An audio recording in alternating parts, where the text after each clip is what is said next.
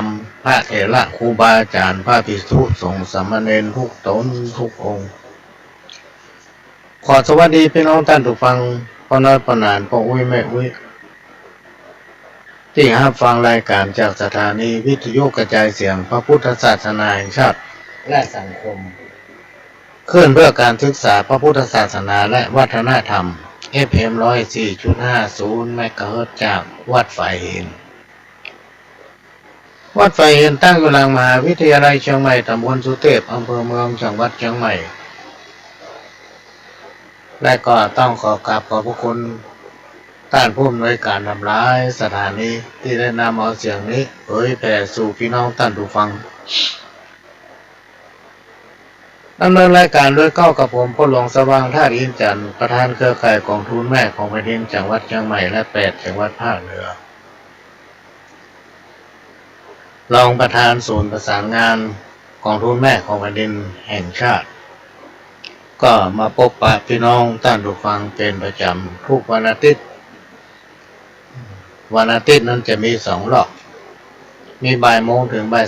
3แล้วก็5 โมงถึง6 โมง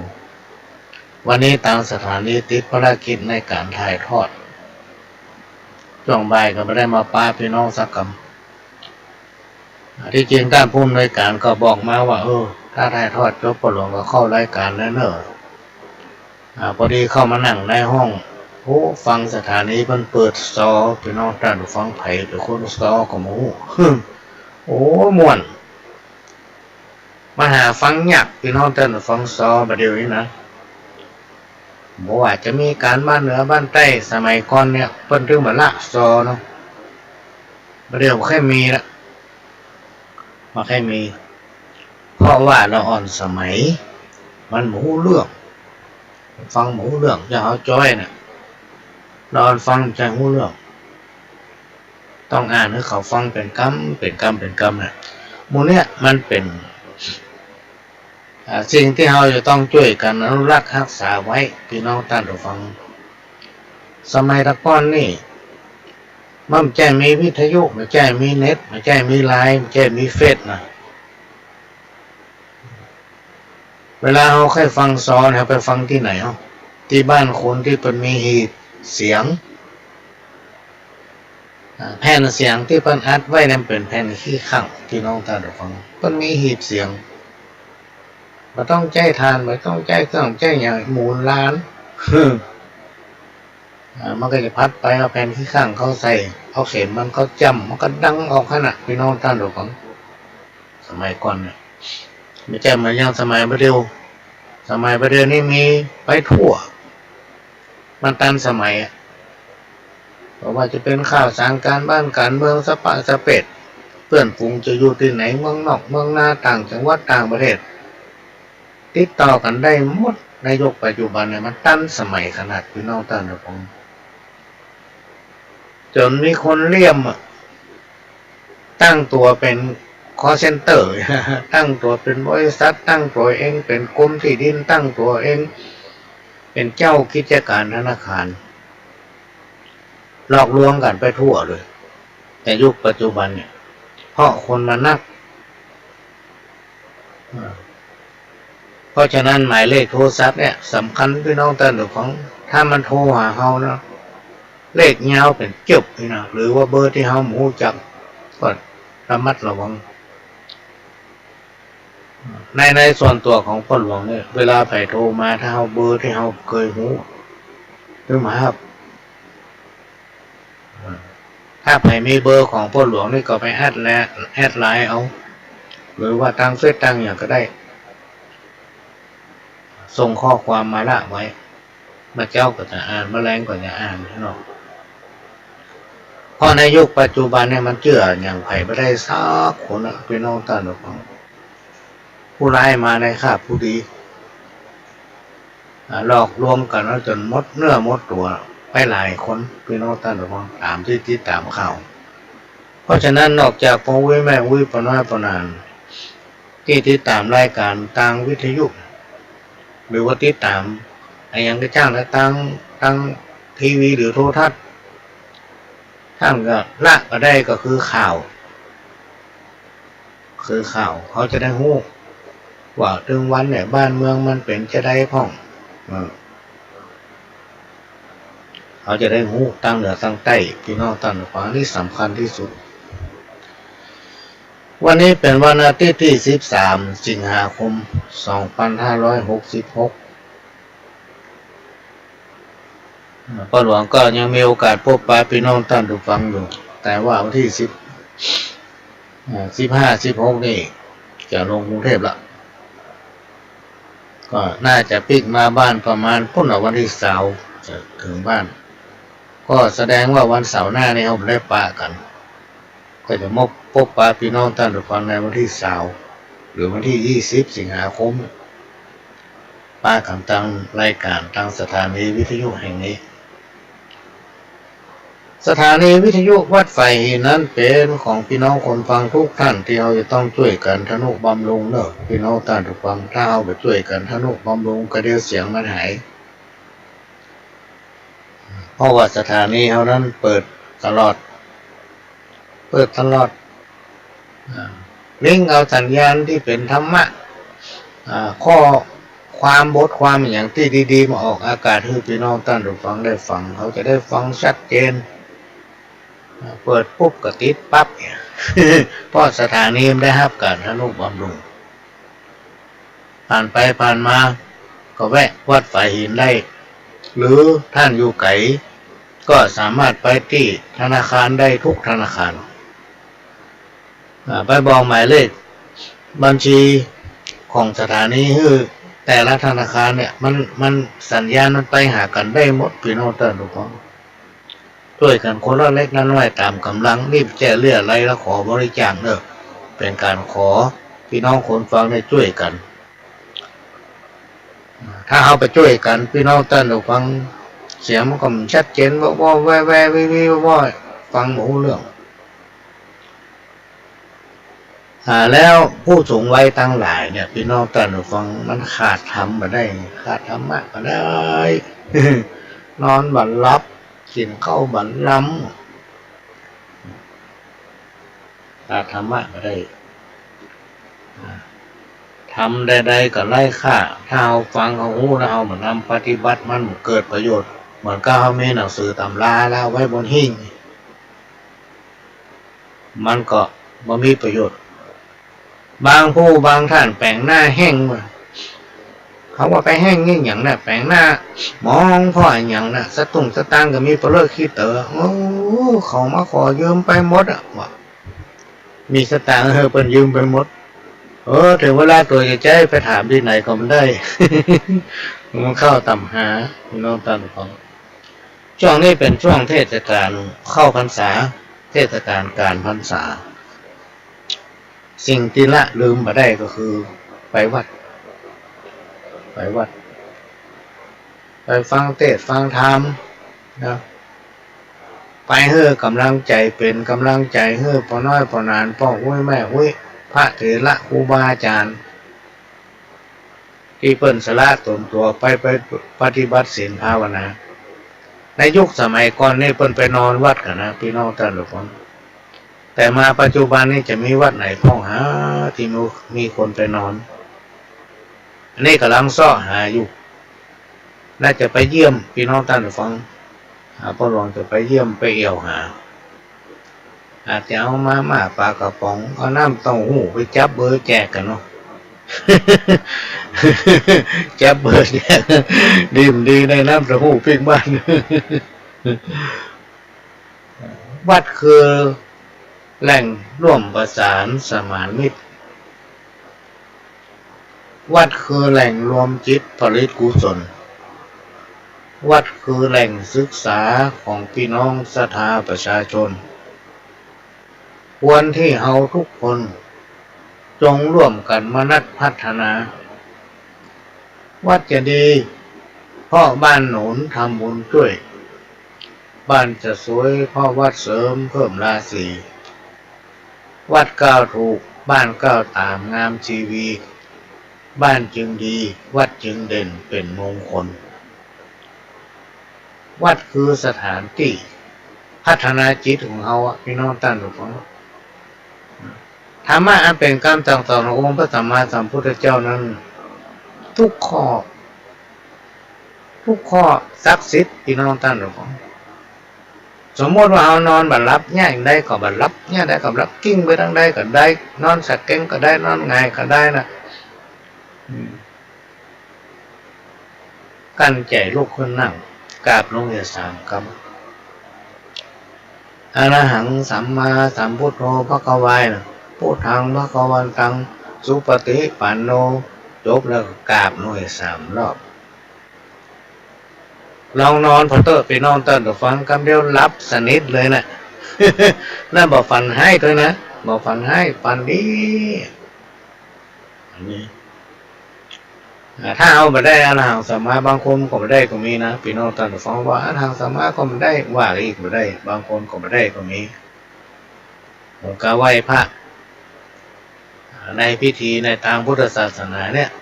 ก่อนจะเริ่มพิธีอย่างต่างๆเพื่อจะมีการไหว้พระสมาทานศีล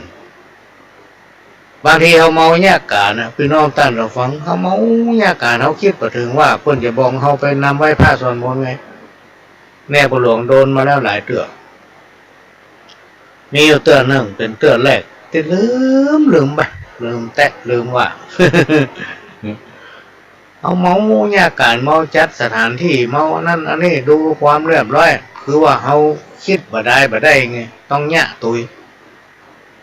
พระหลวงจะเป็นคนอย่างนั้นคิดบ่ได้ต้องแยะตุยด้วยที่เขาคิดตัวแยะตุยคิดตัวแยะตุยโอ้กำเดียวโคโจกประกาศนะขอเรียนเชิญพ่อหลวงตะวางมันกล่าวนำไหว้พระสมาทานศีลว่ะโอ้โธ่สะดุ้งเลยตอนนั้นเอากูลืมหมดเลยนี่เป็นว่าจะได้พ่อง นึกบอกออกน้องตันแต่ของมันขนาดหมูไปถามไผ่บางคนเนี่ยหมูแต้น่ะคือน้องตันเนี่ยลืมอันนี้ก็เรื่องเล่าให้ฟังว่าคนเราเนี่ยมันมีบางทีบางอย่างเนี่ยจำมาได้นะยิ่งเอาอายุนักเนี่ยพี่น้องเตือนฟังในช่วงเนี้ยฝนมันตกยุดเวลามันตกมาน้ำมันพักข้างทำกระโหลกกะลาทำข้าวไม้เส้นหญ้าทำกาบกระเพราข้องน้ำมันข้างเป็นที่อยู่อาศัยของยุงไปไข่ไปเกิดลูกเนี่ยพี่น้องท่านทุกคนแล้วยุงในช่วงเนี้ยส่วนใหญ่มันจะเป็นยุงลายหมดอะยุงตัวน้อยๆนะระวังด้วยมีข่าวที่น่าสลดใจขนาดเปิ้นเป็นหมอนะฟังข่าวเลยเจ้ายังเป็นไข้เลือดออกเลยพี่น้องท่านทุกคนเพราะฉะนั้นโปรวิแม่วิคนดีตั้งหลายที่ฟังรายการเนี้ยเมื่อพัฒนาแล้วก็ดูแลตนเองอยู่ว่างๆก็เตี้ยวรอบบ้านของตัวเองหันกระโหลกกระลามันไงขึ้นมาน้ำมันขังอยู่เพราะความมันกว้างก็ไม่เส้นหญ้าอันใดที่มันเป็นที่น้ำขังน้ำค้างเพื่อทำลายข้ามมายุงลายมันนักต้องรักษาสุขภาพเนอะพี่น้องท่านผู้ฟังนี่ก็มาฝากไว้ก็แจ้มาสอนเนอะเอามาอุ้มฟัง มาอ่านข้าวให้กำเรื่องในเทศกาลพรรษาปี2566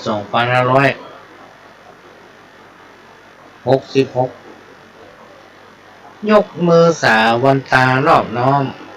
แตนดวงดอกซ่อมขยอมหอมไก่หมู่เฮาเจ้าพุทธบริสุทธิ์ผ่องใสประเพณีไทยร่วมใจเตื่อมตุ้มวันศีลวันธรรมแนะนำอบอุ้มเป็นหมู่เป็นจุมทั่วทิศมีกิจกรรมร่วมทำร่วมคิดมีจิตเปี่ยมด้วยศรัทธาเนี่ยเป็นหมู่เฮาเจ้าพุทธพี่น้องท่านทุกคนเราจะพูดจะต้องมีการรณรงค์ช่วยกันนะเวลาไปฟังก็ให้ตั้งใจฟังเอาไปฟังสิเตื้อเขาก็ได้มา10 ข้อบางคนนี่ถือว่าไปบ่ได้ มันสนใจสักอย่างตามพอเปิ้นอย่า ไปพร้อมเปิ้นมาได้มูเรื่องสร้างอย่างเพราะฉะนั้นวันหนึ่ง7 วันมีเตือนพี่น้องท่านแล้ววันหนึ่งอาจจะใช้เวลาสักเกินวันเนี่ยหรือว่าครั้งหนึ่งเอาไปใช้เวลาสักชั่วโมง2 ชั่วโมงนั่งทำสมาธิสงบจิตใจเพื่อเราจะได้สิ่งดีๆอันเป็นข้อธรรมะที่สามารถนำมาประยุกต์ใช้กับชีวิตประจำวันบอกลูกสอนหลานได้ในช่วงเทศกาลพรรษาเนี่ยพี่น้องท่านผู้ฟังถ้าเราช่วยกันรณรงค์ถ้าเรามันไปฟังตามโบราณเพื่อนว่าของบะกินก็เน่าเหมือนเข้าติดหืมถ้าไผ่บะเล่ากำเดียวก็ลืมความหูเนี่ยมันยืมกันมาได้พี่น้องท่านผู้ฟังความหูเราจะต้องหาด้วยตนเองต้องศึกษาต้องค้นคิดเนี่ยเต็มเป็นว่าคนเราเนี่ยพี่น้องท่านผู้ฟังถ้าอายุนักไปประสบการณ์มันนักประสบการณ์มีนักในฐานะที่เราเกิดมาเป็นคนหนึ่งพี่น้องท่านผู้ฟังอันใดที่มันเกี่ยวกับสิ่งแวดล้อมในตัวของเราเนี่ยเราก็ต้องรู้หมดเพื่อเราจะเอานำมาบอกลูกเต้าเราหลานลูกพี่น้องท่านผู้ฟังถ้าลูกเต้าเราหลานเราอ่อนประเดี๋ยวมันฉลาดอย่างที่เรารู้น่ะเวลามันถามอย่างเขาหมูก็อายมันแหละ อายมันอันนี้ก็นำมาฝากเนอะมาได้มาสอนเนอะพี่น้องท่านผู้ฟังคนตะก้อนเนี่ยเพิ่นจะบอกว่ากึดอันหยังเฮ้อใจปัญญาแหลมแซมปัญญาเลี่ยมเวลาจะทำอันหยังเฮ้อระวังแยงไซอย่านับได้นับทำอันเนี้ยเพิ่นเก่าเป็นคติเตือนใจสอนไว้เวลาจะเนี่ยอย่างที่จังพี่น้องท่านผู้ฟังเฮ้อกึดเถอะก่อนนะกึดเถอะก่อนแล้วก่อยทำจะไปนับได้นับทำหรือว่าเนี่ยไปเลยในทางธรรมะเนี่ยพี่น้องท่านผู้ฟังมันมีผลของกรรมแต่ว่ามันมาตันมันอาจจะจ้าหน่อยบาปบุญคุณและต้นถ้าเราตายไปเราต้องได้รับในสิ่งที่เราทำก็คือผลของกรรมนะจะนักจะน้อยเนี่ยไผ่หมูสักคนนะพี่น้องท่านผู้ฟังอันนี้ก็เป็นเรื่องที่เอามาฝากกรรมเก่าวันนี้กลัวล้ำจ้างตายอายล้ำจ้างเต้าอันนี้มีความหมายว่ากลัวนักเกินไปอาจจะทำให้เราตายได้ง่ายเขากลัวลูกอย่างบางคนเพราะว่าโลกจะแตกละโลกจะถล่มละวันที่นั้นวันที่นี่มันกลัว ห้องก็มัดคอกังคอตัวก็ตายไปก็มีห้องก็รับรวดไปก็มีต่อมาก็มีการรณรงค์ไปฉีดยาวัคซีนโควิดป้องกันโควิดห้องย่ำตันได้ฉีดกำลังเข้าแถวไปล้มก้นบุก ตายเพราะความกลัวถ้าเราอายนักล่ำก็ดีนะพี่น้องท่านผู้ฟังเวลาเขาเที่ยวไปไหนมาไหนเมาอายให้เปิ้นเนี่ยหรือว่าตามพ่อตีนก็เดี๋ยวต้องสะดุดเต้า ผ้ากลัวเพื่อนมดซ้ำเหลือเก่าก็มาฝากไว้เนอะพี่น้องท่านฟังกรรมเก่ากรรมเก่าทำกรรมหนึ่งแก่เพราะกินข้าวเท่าเพราะปีเดือนวันไอ้อย่างตั้งหลายเนี่ยพี่น้องท่านฟังมันได้สำคัญที่อายุเท่าใดก็แล้วแต่ บางผู้บางท่านอายุยังหนุ่มยังน้อยอายุ20 ปลาย30เนี่ยหู้กูยังเพราะเขาเรียนหู้บางผู้บางท่านอายุจะเป็น90ใกล้จะ100นะหู้อย่างสักอย่างเพราะเพิ่นไม่ได้สนใจนึกสักอย่างสิ่งทั้งหลายอย่างทั้งหลายเหล่านี้พี่น้องท่านผู้ฟังมันอยู่ที่สภาพแวดล้อมมันอยู่ที่สิ่งแวดล้อมของตนเอง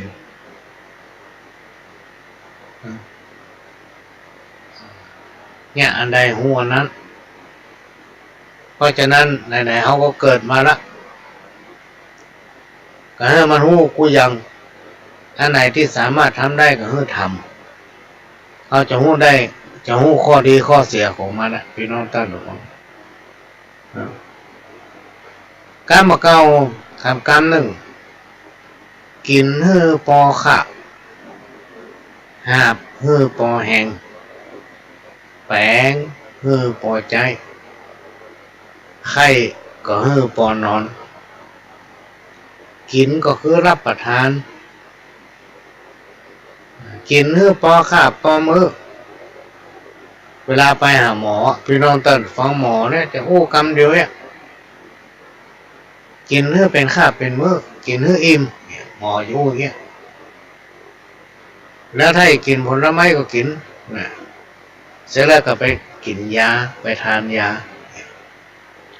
แต่ถ้ากินไปเรื่อยๆเนี่ยพี่น้องท่านผู้ฟัง ถ้าสามหายสักเตื้อเวลาไปโรงพยาบาลหมอจะว่าท่องจำไปเถอะกินเพื่อเป็นคาบเป็นมื้อไม่ใช่กินเรื่อยๆกรรมเก่ากรรมเนี่ยกินเพื่อปอคาบหาบของก็เพื่อหาบเพื่อมันปอกับกำลังของเขาจะไม่ยากเกินกำลังนะจะไม่ยากเกินกำลังจะเนี่ยจะทำอะไรอย่างเนี่ยพี่น้องท่านผู้ฟังเพิ่นเปรียบเทียบเรามาคิดเป็นกำกึศว่าคนเราเนี่ยจะจะทำอะไรอย่างก็แล้วแต่ต้องทำให้มันเหมาะพอดีนะมานักมาน้อยตามแห่งของเราตามสติปัญญาของเราตามกำลังของเราเวลายามที่เราสบายก็ให้พักคือเต็มที่นะพักคือเต็มที่โลกาพญาตในปัจจุบันเนี่ยพี่น้องท่านของมันแค่เหมือนแต่ก่อนในสมัยก่อนเขาเจ็บเต้าเขาฝนผู้เลยตุบผู้เลยลูบตามบริเวณหน้าสะดือเขาเนี่ยก็ได้หาย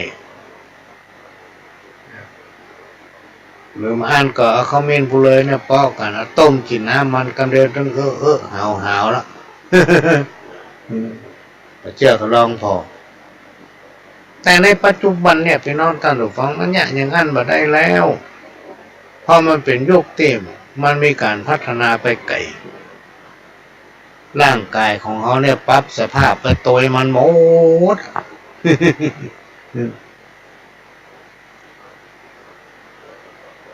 กำพิษหูประชูมนวิทย่อมมีตัวห้องสันดานถ้อยและจ้อนเครื่องครัวสงสารบ่มีวิญญาณยังหูถูกเข้าฟาดกันเสียงดังกิ้งก้องแหงแตกในลั่นจัดปุถุชนคนเฮาแข่งขัดจักว่าอันเพียงใดคนเฮาเนี่ยพี่น้องต่างฟังต่างคนต่างก็มีความนึกคิดมาตรงกันการอู้จะทำให้มันถูกใจทุกคนย่อมเป็นไปไม่ได้ย่อมจักมีคำใดคำหนึ่งที่มันกระทบกระทั่งมาเข้าหูกันพี่น้องต่างฟังเพราะฉะนั้นในฐานะที่เราเป็นพุทธศาสนิกชนเราเป็นอุบาสกอุบาสิกาเราเกิดมาพบปะพระพุทธศาสนา ก็ควรจะค้นหาหลักธรรมอันเป็นคำสั่งสอนขององค์สัมมาสัมพุทธเจ้าเพื่อมาประดับสติปัญญา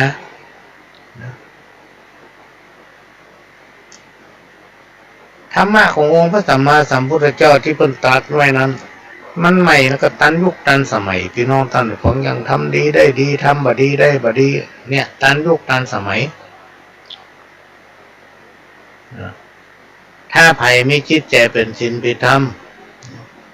มันมีความสำนึกหรอกพี่น้องท่านผมสิ่งที่บ่ดีย่อมมาทำแน่เพราะธรรมะมันฝังอยู่ในจิตสำนึกอันนี้ก็เอามาฝากเนอะพี่น้องท่านผู้ฟังเราจะต้องช่วยกันรณรงค์รักษาหีบห้อยประเพณีการเข้าวัดปฏิบัติศีลภาวนาเพื่อเป็นตัวอย่างให้กับลูกเต้าเราหลานได้ในวันข้างหน้าซึ่งเอาไปได้อยู่โดยเขาไปจนเขาเฒ่าเขาแก่ในที่สุดเขาไปเป็นเฒ่าเป็นแก่ยังเฮาเนี่ยก็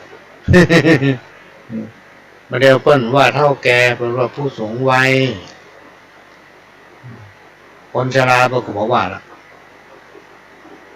คนชราเนี่ยมาอู้ไปอู้มามันก็เจ็บใจมาแล้วเนาะเหมือนไม่คุยคนนึงไปหาหมอนั่งท่าได้เป็นเพื่อข้อตอนมันมีแต่นะพี่น้องท่านผู้ฟังบางทีเนี่ยโรงพยาบาลเนี่ยเอาไปเจ้าขนาดยองบ้านพ่อหลวงนี่มันบักไก่โรงพยาบาลเนาะสันติเสื้อตี 5เอาไปเลยเอาไปถึงพ้นก็ประมาณ5 โมงบ่ายบางที6 โมงบัตรคิวมีเป็น7-80ละ มันไปตันมีมาเมื่อใดนะขี่ใช่ไปยิบเอาไว้ บางทีไปวันค่ำนะพี่น้องท่านของได้ปิกบ้านเพราะอย่างคนมันนักอินโดหมู่พี่น้องบ้านไก่ในยุคปัจจุบันเนี่ยพี่น้องท่านฟังโอ้มาได้นะเวลาจะกินจะอยู่จะไปจะเนี่ยอย่างต้องดูกำลังของตนเองเกิดมาเป็นมนุษย์สัตว์โลกาหากมีชราโรยแรงแก่เท่าเป็นธรรมดาบอกว่าตัวข้าและเจ้ามันกันสัตว์ใหญ่น้อยสรรพสิ่งทั้งหลายที่เกิดมาในโลกนี้ย่อมจังมีความชราความแก่เท่าเป็นธรรมดาบอกว่าไผ่พี่น้องท่านผู้ฟังทุกคนจะหนีมาพ้นเราจะต้องรับความจริงในสังคมยุคปัจจุบันเนี่ยทุกคนจะต้องอยู่กับความจริงและก็ยอมรับกับความจริงเพราะความจริงเป็นสิ่งบ่ตายในทางพุทธศาสนานั้นถ้าไผ่ลงพิษพี่น้องท่านผู้ฟังแต่เขาคิดได้ต่อไปเขาจะมาทำมันละสาบานตนขอตั้งเนื้อตั้งตัวเองเป็นคนดีตั้งแต่เวลานี้เป็นต้นไปในสมัยพุทธกาลนั้นสำเร็จเป็นอรหันต์เลยนะพี่น้องท่านผู้ฟังอันนี้ในทางธรรมแต่ในทางโลกเนี่ยพี่น้องท่านผู้ฟังแม้จะสำนึกจะได้กระจ่างเรื่องติดคุกติดตารางอยู่ เพียงแต่ว่าถ้าไผกึดได้รับสารภาพเหี่ยโอ้ผมได้หลงผิดไปแล้วได้ทำอะไรเงี้ยไปคนอาจจะอ่านใจว่ามันรับสารภาพโลกกับโลกทำไมเก่งแต่ในทางธรรมเนี่ยถ้าสำนึกได้เป็นอรหันต์พอองค์คุริมานน่ะมันฆ่าคนมาพอจะปันคนได้สำเร็จเป็นอรหันต์แต่ในที่สุดมันก็ตายโดนมันฆ่ามันนั่นแหละพี่น้องท่านผู้ฟังเพราะว่ากรรมเนี่ยมันหลีกตึงมาได้แก้ก็ตึงมาได้กรรมถ้าผ่านมาบอกว่าไม่นี่เขาจะแก้กรรมเพื่อนะมาจุกคนเก่งมีได้ในทุกที่คนดีมีได้ทุกแห่งหนความสุขกับความทุกข์เนี่ยพี่น้องท่านผู้ฟังทั้งหลายไผ่ถึงหนีบ่พ้นจะต้องได้ปะมันเพราะมันเป็นของคู่กันนะคู่กันสิ่งทั้งหลายที่กล่าวมาเนี่ยเพราะว่าจะเป็นความสุขความทุกข์ความดีและความไม่ดีเนี่ยพี่น้องท่านผู้ฟัง มันอยู่ในใจของเขาเนี่ยไอ้ไปใจเขาไปซ่อหาสักคนอะเขาไปซ่อหามันคนเดียว ไปซ่อหาคนเดียวไปไม่ได้ซ่อมือสักคนเนี่ยเพื่อนถึงมีกรรมมาเก่าบอกว่าเป็นกรรมข้าวอันใดบอกหู้เหลียวหู้จะถามคนเฮาเนี่ยจะงามเพราะการแต่งย่องอยู่ตามกองธรรมน้อมนำถูกต้องอันเป็นแนวกองของชีวิตกายว่าจาใจต้องได้พินิจเมื่อผิดพลาดเฮืออภัยม่อนจักเขียนไว้เพื่อเก็บใส่ใจอย่าได้ข้ามขาลาวีแก่คนผู้ด้อยปัญญาอย่าได้อวดหูขี้หูโมสาจะไปสูบกัญชาจะไปปากันกินเหล้ากินมองให้มันพอดีพี่น้องท่านผู้ฟังเพื่อเคารพยำเก่งคนแก่คนเฒ่าจะไปหูเบาง่ายล้ำจะไปจุเขาเอาจนเปิ่นซอกช้ำจะเล่นดาบก้าข่มบังอย่าไปสนับสนุนคนให้จะไปย้ายผีสางเยี่ยวใส่หนตังบดีเลยเจ้าแกล้งตีนหาน้ำขอห้ามแต่ไทยอย่าไปถามนี่กลางคนจะไปทางไม้เขาหามือโตนอย่าสลัดแกมกงอันนี้เป็นกรรมโบราณที่คนตะกอนไปแต่งแต้มเขียนไว้พี่น้องท่านหลวงไม่จำไว้เถอะแล้วถ้าไปจำได้นำปฏิบัติตั้งเนื้อตั้งตัวพี่น้องท่านฟังผ่านถึงกฎหมายของทางโลกผ่านถึงกฎหมายของศีลธรรมเพราะฉะนั้นธรรมะอันเป็นคำสั่งสอนขององค์พระสัมมาสัมพุทธเจ้านั้นควรจะนำเอาสิ่งที่เราสามารถทำได้เข้ามาประดับสติปัญญาแล้วเอาไปประยุกต์ใจพี่น้องท่านผู้ฟังอันนี้ฝากไว้เพื่อเราจะได้เป็นตัวอย่างกับลูกกับหลานในอนาคตไปหน้าเราในยุคสมัยเดียวนี้ที่เราจู่ๆเอาธรรมะมันฟังมันก็บอกฟังกันละพี่น้องท่านผู้ฟังเราต้องมีกุศโลบายเพื่อเขาได้เรียนรู้สิ่งทั้งหลายเหล่านี้เพราะมันมีขายมันมีตำหาถ้าใครทำดีก็จะได้ดีคนเดียวถ้าใครทำบดีมันก็จะได้บดีนะคนบางคนเวลาเพิ่นบอกเพิ่นสอนอย่างมานี่มันสนเพราะมันถือมันหู้หมดมันหู้หมดกูเนี่ยลวกหรือเพิ่นถึงหมดนะมันถึงมีกรรมเก่ากรรมหนึ่งที่บอกว่าถ้าเชื้อมันจะลวกตั้งแต่ผ้าอ้อมปอกถ้าเชื้อคนมันจะวอกพี่น้องท่านผมมันวอกตั้งแต่น้อยว่าเลยไม่กรรมเก่าว่ากินบุญเก่าอันนี้คือกรรมเก่าที่ท่านแต้มเขียนไว้กินบุญเก่าคำนี้หมายถึงเมื่อในอดีตชาติเป็นผู้ที่เขาเริ่มใส่ในพระพุทธศาสนาง่ายๆเป็นคนใจบุญได้ทำบุญตามบ่ได้ขาดเกิดมาในชาตินี้จึงป้าพบกับความอุดมสมบูรณ์สุขกายสุขใจกินได้นอนหลับแต่จะไปลืมเนอะไปนอนตั้งฟังเมื่อได้อยู่สุขสบายก็ระวังเตอะ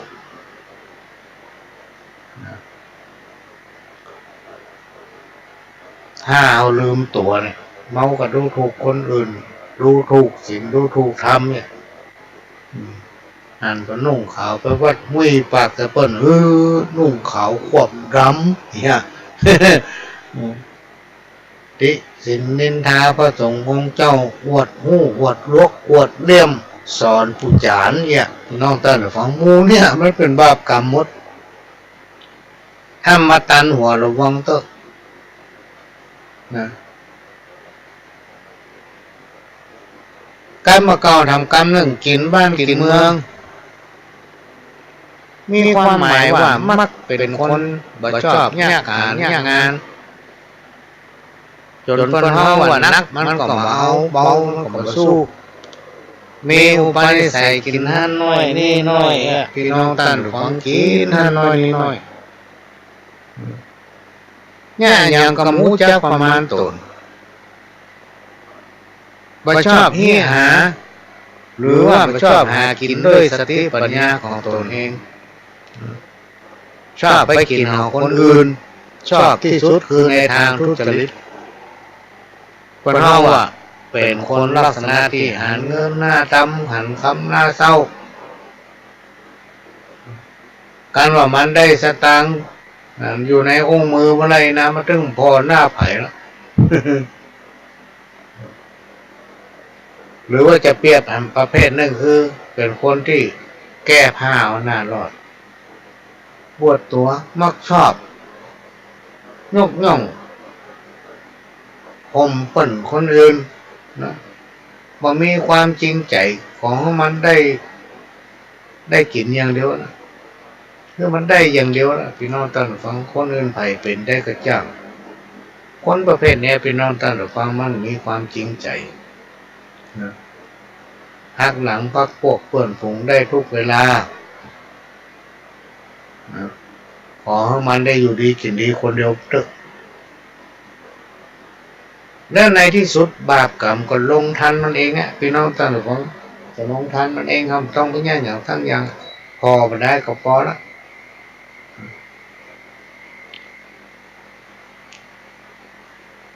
ถ้าคิดมาได้เนี่ยมาเป็นอย่าง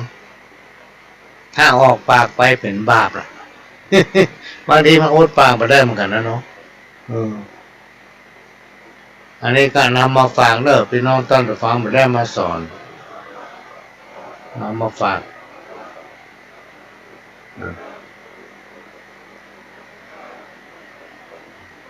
คนเฮาเนี่ยพี่น้องท่านฟังว่าอาจารย์เพิ่นเวลาไปเทศไปอย่างที่ไหนที่ไหนเพิ่นจะว่าคนเฮาเกิดมาล้วนมีกรรมเป็นของตนเองบ่มีไผสามารถเปลี่ยนแปลงกรรมของตนเองได้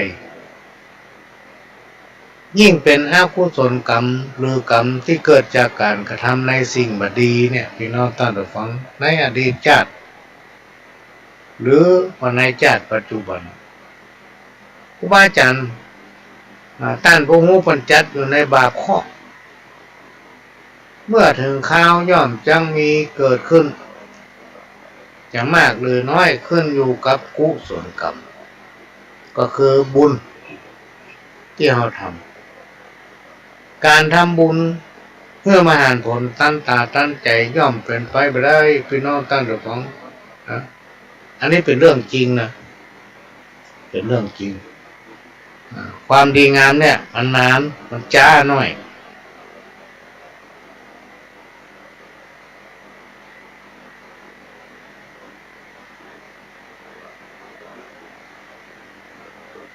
เหมือนกับหลายๆคน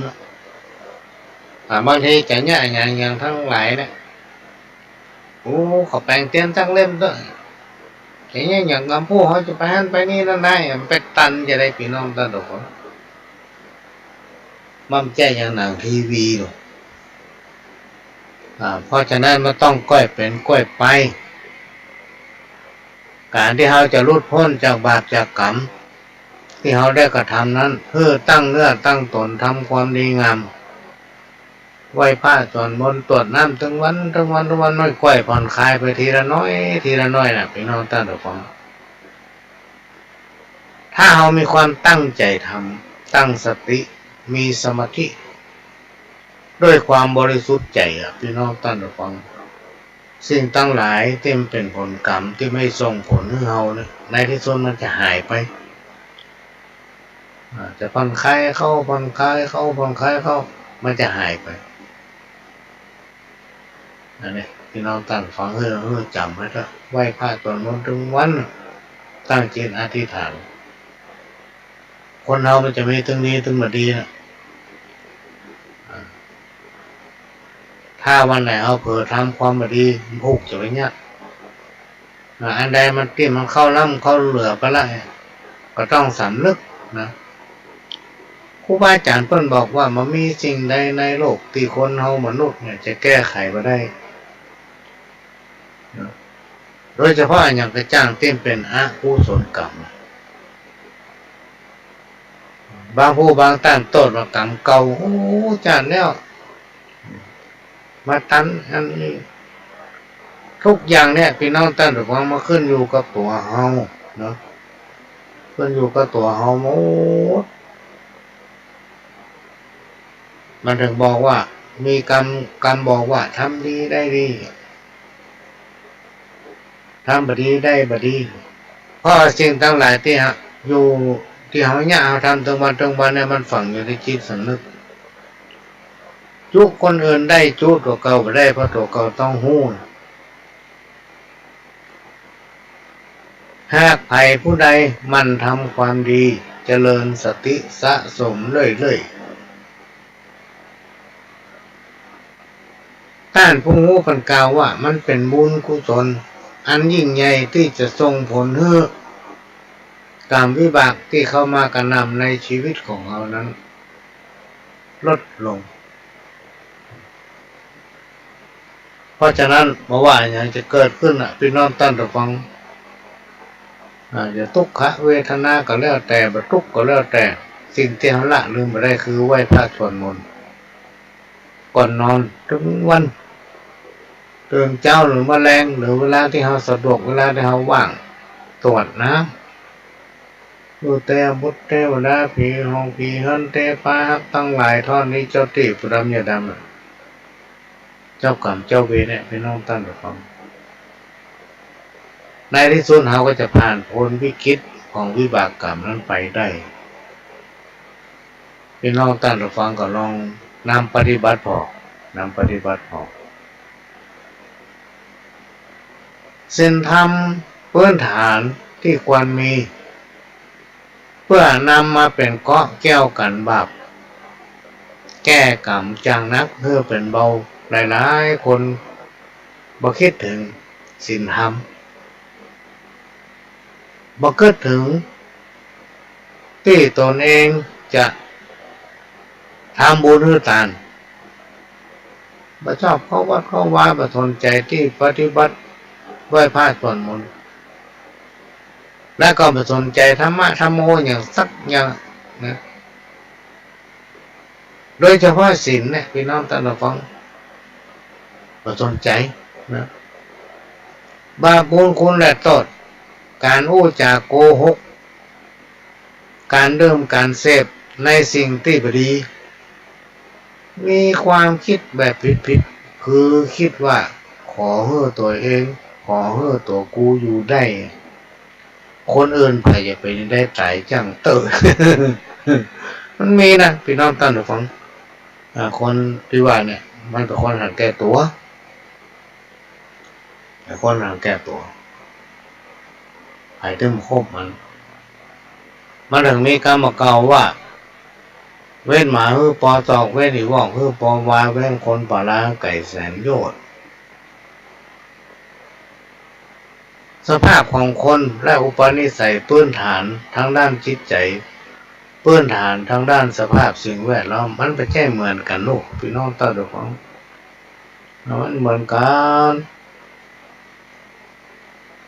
เพราะฉะนั้นเขาต้องยอมกันในพ่องจะไปเอาทิฏฐิจะไปเอาความคิดของตนเองว่า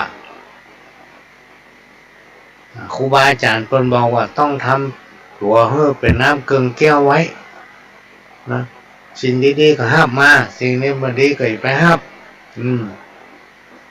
เนี่ยนี่ก็เอามาฝากไว้เนอะพี่น้องท่านผู้ฟังขณะนี้พี่น้องท่านผู้ฟังก็กำลังเข้าฟังรายการสาระสัพพะหรือว่าสารธรรมกรรมเก่าจากทางสถานีวิทยุกระจายเสียงพระพุทธศาสนาแห่งชาติและสังคมขึ้นเพื่อการศึกษาพระพุทธศาสนาและวัฒนธรรม FM 104.50 เมกะเฮิรตซ์จากวัดไฟหินตั้งอยู่ตำบลสุเทพอำเภอเมืองจังหวัดเชียงใหม่ก็เป็นแม่ข่ายรักพี่น้องท่านผู้ฟัง FM 104.50 เมกะเฮิรตซ์เนี่ยเป็นแม่ข่ายรัก ที่ดีเลย์นะโมเสียงธรรมะที่ฟังแล้วเข้าใจง่ายมาออกอากาศให้พี่น้องท่านฟังนะครับฟังกันพี่น้องคนฟังทุกท่านต่างก็เป็นเจ้าของสถานีเนอะพี่น้องท่านฟังที่เราต้องช่วยกันทนุบำรุงพอหลวงก็จะฝากหมายเลขบัญชีของสถานีวิทยุธนาคารสกสิกรไทยเนอะพี่น้องท่านฟังสาขาถนนสุเทพหมายเลขบัญชี4712274 ตั้งไปได้ทุกธนาคารแต่ถ้าต่างธนาคารน่าจะเสียค่าธรรมเนียมนะหรือว่าจะได้เนี่ยพอหลวงก็ได้ไปธนาคารหมดได้ไปเลยไปที่ไหนก็กลัวนะเนี่ยกลัวเขาล่วงกระเป๋าก็มาได้อย่างไปข่อยด่าเขาเนาะอุตส่าห์ไปล่วงกระเป๋ามันได้สักอย่าง จะไปลืมนะพี่น้องท่านฟังทั้งหลายช่วยกันคนละเล็กละน้อยตามกำลังของไฟของมันแต่ถ้าจะให้ดีก็แจ้งมาทางพ่อหลวงจะได้ประชาสัมพันธ์เถอะเอาสตางค์ไปแล้วเอาสลิปมันมาส่งไลน์ส่งอย่างมากก็ได้หรือว่าแจ้งไปทางสถานีก็ได้โทรศัพท์ในห้องของพ่อหลวงนี้เวลาดำเนินรายการจัดรายการเนี่ยพี่น้องท่านฟังสามารถโทรมาได้0531100638 0531100638แต่ถ้าออกรายการแล้วท่านไม่ต้องโทรเนอะเสี่ยงสตางค์เพราะมันจะตัดเข้าแฟกซ์มือถือกระจายอันเก่าเนี่ยพี่น้องท่านฟังคอเซ็นเตอร์มันยังหู มือถือพอเอาเปลี่ยนเบอร์สักเตือนคอเซ็นเตอร์หูโทรมาหมูกี่เตือนนะไอ้โมคอเซ็นเตอร์ด้วยว่าเฮาเนี่ยฟังข่าวตื่นเช้ามาเฮาจะเปิดฟังข่าวเฮาฟังข่าวแล้วทำเฮาหู้ไงว่าภัยสังคมมันเป็นอย่างนี้มันเกิดขึ้นที่นั่นที่นี่เฮาก็กลัวว่าเกิดขึ้นกับเฮา แต่เฮามีสตางค์น้อยเฮาได้อันนั้นนี่เฮาได้เฮาบ่จ่ายไปซื้อเฮาเสียดายสตางค์โอ้ไอ้คอเซ็นเตอร์อย่ามาหลอกลวงเฮาได้มันได้น่าจังขนาดอ่ะพี่น้องท่านตอนนี้ทางรัฐบาลก็กำลังหาทางป้องกันละส่วนราชการบอกว่าจะเป็นปกครองท้องถิ่นผลร่วมด้วยกันละพี่น้องท่านทุกคนหาวิธีจริงเนี่ยอย่างใดทลายไอ้คอเซ็นเตอร์เซ็นแต่เนี่ยมันเสี่ยงไปการมันจะมาจุมาหลอกลวงลูกเต้าเราหลานเฮาอ่ะพี่น้องท่านทุกคนอันนี้ก็เป็นสิ่งที่น่าคิดและก็นำมาฝากไว้นะจะพัฒนาอย่างก็พัฒนาไปเถอะมันประเสริฐเต้ากับพัฒนาตนเองเฮาจะไปพัฒนาไผพี่น้องท่านทุกคนก่อนที่จะไปพัฒนาเพื่อนคนอื่นเนี่ยต้องพัฒนาตัวเก่าเสียก่อนนะเวลาจะว่าอย่างไผเนี่ยเกิดถึงตัวเก่าเสียก่อนจะทำได้นะว่าเพื่อนไปเลยอันนี้เป็นกรรมตั้งเหนือตั้งใต้ที่เพิ่นว่ากันคนที่ชอบว่าเพิ่นชอบดูถูกเพิ่นเนี่ยคือพิจารณาตนเองก่อนครูบาอาจารย์เพิ่นถึงบอกว่าจะพัฒนาอะไรก็พัฒนาไปเถิดมันประเสริฐทั้งอันบ่ประเสริฐเท่ากับพัฒนาความคิดบ่ประเสริฐเท่ากับการพัฒนาตนเองปรับปรุงตนเองถ้าจิตใจของตนเองบ่พัฒนาพี่น้องท่านทุกคนมันจะไปไม่ได้สักอันวัดจะงามเพราะบ้านหนุนทำบุญช่วยบ้านจะสวยเพราะวัดเสริมเพิ่มราศีวัดก้าวถูกบ้านก้าวตามงามชีวีบ้านจึงดีวัดจึงเด่นเป็นมงคล เขาจะต้องช่วยกันรณรงค์รักษาไว้ซึ่งพวงแก้วทั้งสามเขาต้องช่วยกันไปให้กำลังใจเถระครูบาอาจารย์ไปอยู่ใกล้วัดไหนให้ไปวัดนั้นนะอย่างรอบนอกตนบทนี่เพิ่นจะมีวัดประจำหมู่บ้านเป็นวัดเป็นบ้านบ้านไหนก็มีวัดนั้นจัดส่งลูกเต้าเราหลานไปเพราะวัดนั้นเป็นสถานพยาบาลเป็นโรงพยาบาลห้องใหญ่ขนาด